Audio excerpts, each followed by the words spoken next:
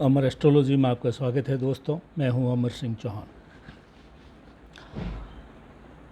शनि का बड़ा भय रहता है कुंडली में, अगर चाहे शनि महादशा के रूप में हो, साढ़े सती के रूप में हो या ढैया के रूप में हो।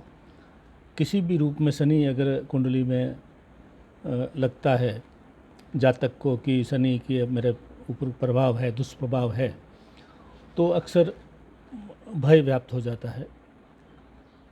तो इसके लिए आज एक वीडियो बना रहा हूँ।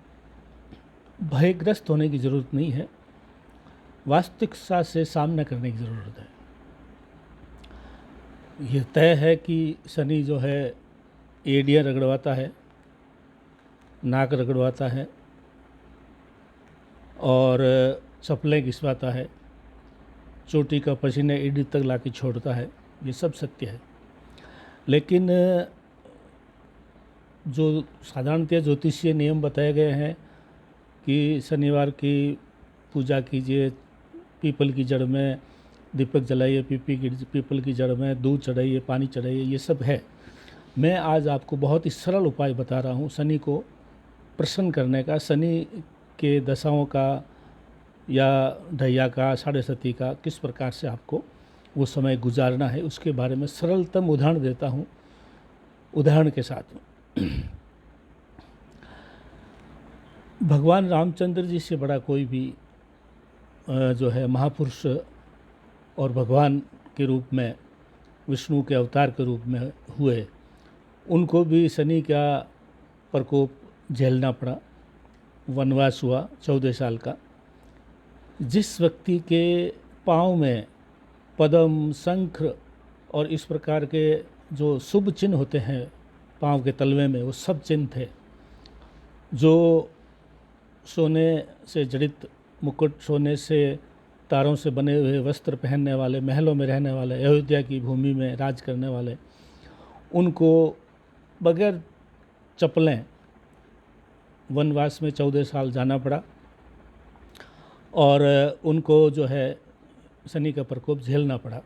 लेकिन जितने सरल तरीके से, जितने सामान्य तरीके से उन्होंने इस प्रकोप को झेला, वो हमारे लिए अनुकरणीय उदाहरण है। जिन जिन लोगों को भी शनि का अशुभ है, साढ़े सती है, ढैया है, महादशा है, उसके लिए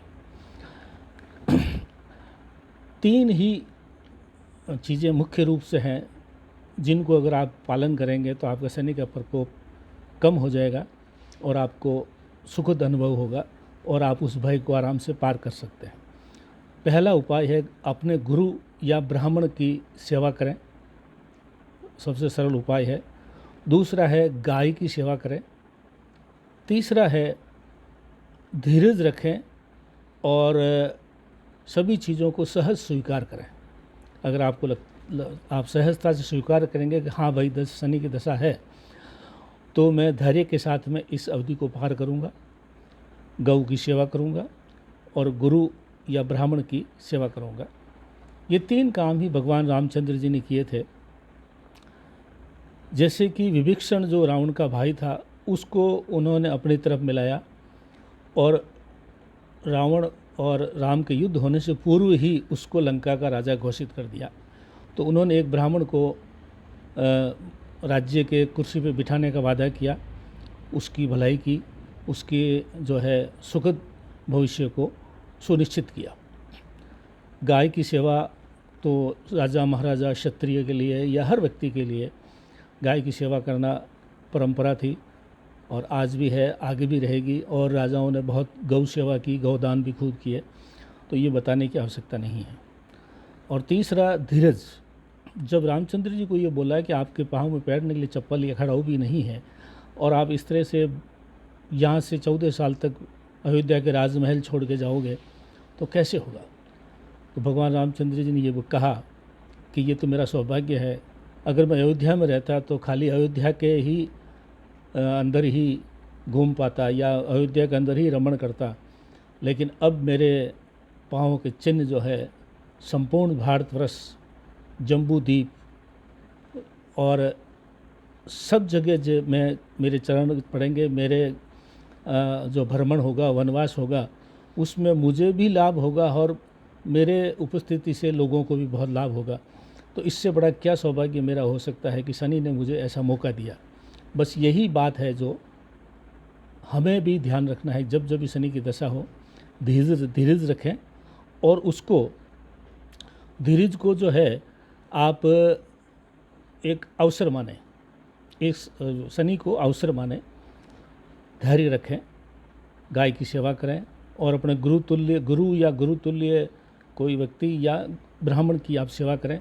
आसानी से आपका शनि का समय पार हो जाएगा, सुखद अनुभव होगा, परेशान न हो। उसको मान के चले कि ये शनि है तो कुछ चीज़ें अशुभ होगी ही, उसको मैं धैर्य के साथ झेलूँगा।